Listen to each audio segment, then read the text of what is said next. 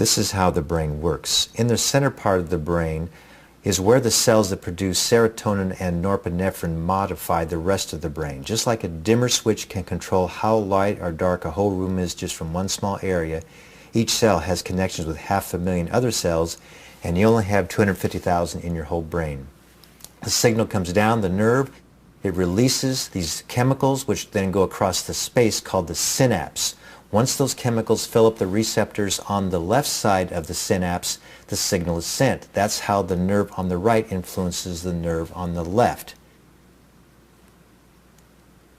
Here's a higher magnification of the same thing. The signal comes down the nerve, it releases, goes across, reaches critical mass, now sucks back up into the yellow vacuum system. Now the body will recycle some of it, but the rest of it is destroyed and thrown away. And how much is destroyed and thrown away is dependent upon your family characteristics. So if you don't have enough of the chemical to fill up those receptors, then you will have the signs and symptoms of depression and anxiety. Some people have problems with too much rather than too little. This is what we think happens with people with schizophrenia, and this is the dopamine system. They're being so overstimulated with dopamine, they become very agitated, they hallucinate, they can't sleep, they hear voices. So what we use is medications called atypical antipsychotics, which are represented by these green balls, which temporarily sit and block those receptors from being overstimulated. Helps to calm them down, the voices go away, they can sleep much better if they'll take their medication. Now this is what happens with depression. Chemical is released, it did not reach critical mass, so it sucks back up into the yellow vacuum system, and a double dose is now released.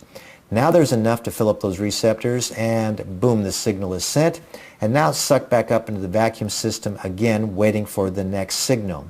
Now, antidepressants are not addicting. All they are these white balls that simply plug up that vacuum system.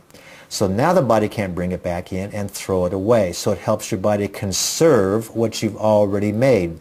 So now the concentration in that gap increases. It's like having instant hot water. When you turn on the spigot, you have hot water immediately. You don't have to wait for all the cold water to be pushed out of the hot water pipes before you get a cup of coffee or tea. This is what's addicting. This is in the pleasure center of the brain, and these are the dopamine receptors. And these purple balls represent methamphetamine and cocaine, which now begin to hit and to smash and to destroy those receptors. And it's like taking a hammer and smashing it through a board of wood so that people can no longer experience normal pleasure and joy in life unless you have more and more cocaine. So if you understand that, you understand how the brain works.